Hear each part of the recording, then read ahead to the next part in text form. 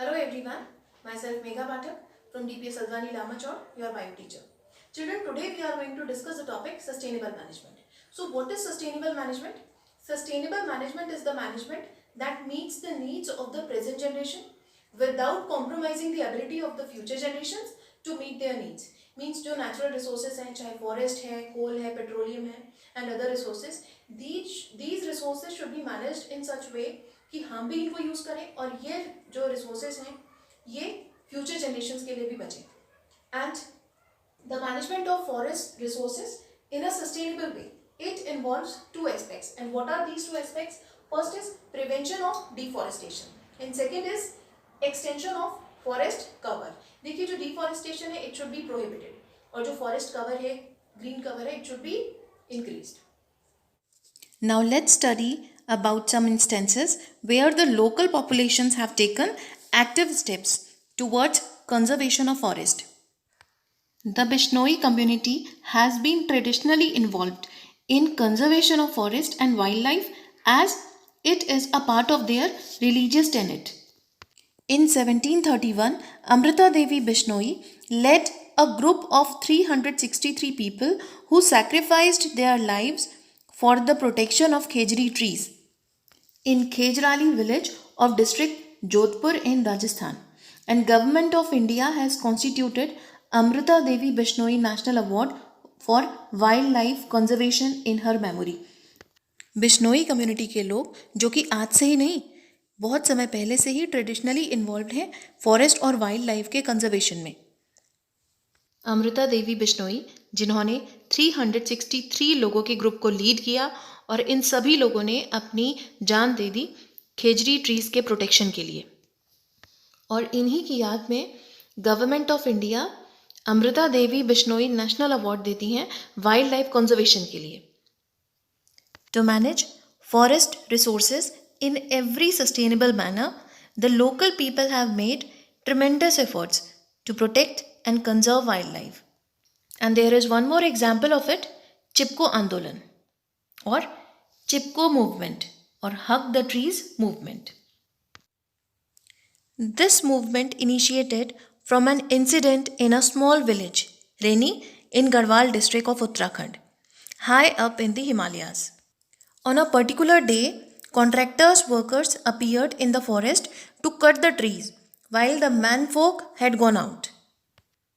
And the women of the village reached the forest immediately and grasped tree trunks and prevented the workers from felling the trees.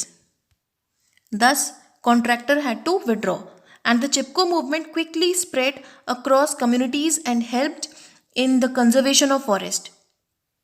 And this movement forced the government to whom the forest belongs to rethink their priorities in the use of forest produce. Chipko movement की शुरुआत गढ़वाल के एक बहुत ही छोटे से गांव रैनी से हुई थी. यहाँ जो लोकल पीपल थे और जो कॉन्ट्रैक्टर थे उनके बीच में डिस्प्यूट चल रहा था. तो अचानक से एक दिन कॉन्ट्रैक्टर अपने वर्कर्स को लेकर के आया और गांव के पास जो फॉरेस्ट था उसमें से पेड़ों को गिराने लगे. और वो भी उस समय जबकि गांव में जो मैन थे वो नहीं थे. और उस गांव की महिलाओं ने तुरंत आकर के जंगल में ट्रीज़ को हक किया कि अगर पेड़ काटने हैं तो हमें पहले मारना होगा. And soon Chipko movement got international recognition. Mister सुंदर लाल Bahuguna in June 1982 presented his plan at the UNEP meeting held in London. And in his presentation he emphasized that every green tree in a forest helps us from landslides, soil erosion, and in water conservation. This is the example of participation of the local people, which can indeed lead to the efficient management of forest. Because experience has taught people that the destruction of forest affected not just the availability of forest products but also the quality of soil and the sources of water. And there is one more example of people's participation in the management of forest. In 1972, the Sal forest in the southwestern districts of West Bengal degraded alarmingly, and the traditional methods employed by forest department resulted in frequent clashes between forest officials and villagers, and forest department was failed to reviving degraded sal forest in southwestern district of the state. And why was this failure? They realized that this failure was due to the traditional methods of surveillance and government policies, which led to clashes between the forest officials and villagers. And the forest and land related conflicts also added to tension in the region. And this fueled the militant peasant movement led by Naxalites. But the far-sighted forest officer A.K. Banerjee, he changed the strategy. He involved the local villagers in protection of 1272 hectares of badly degraded sal forest.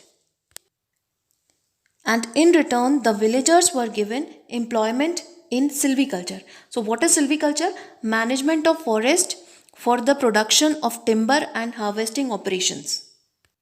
देखिए, एक forest officer ए के बैनर्जी, जिनकी दूरदृष्टि की वजह से जो साल forest था ये दोबारा से रीप्लानिश हो पाया, इन्होंने क्या किया, लोकल विलेजर्स को भी फॉरेस्ट के प्रोटेक्शन के लिए इन्वॉल्व करा और इन्होंने विलेजर्स को एम्प्लॉयमेंट भी दिया सिल्वीकल्चर में. So what is silviculture?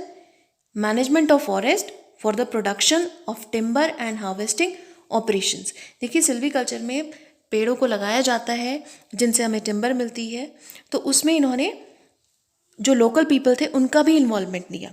And besides employment, villagers were given 25% of the harvest, और विलेजर्स को 25% हार्वेस्ट का दिया गया. And villagers were also allowed to collect fodder and firewood on a nominal payment. और इसके साथ ही विलेजर्स को फायरवुड भी दी गई, फॉडर भी दिया गया, वो भी कम कीमत पर. And with the active participation of local villagers, the Arabari forest underwent a remarkable recovery and became thick and green by 1983. And the success of Arabari project encouraged the forest department to extend the joint management of forest land in other areas also. For this, they established forest protection committees with local people. Children, now I would like to tell you about silviculture in detail. So silviculture is a practice of growing more trees and plants to replenish depleting forest.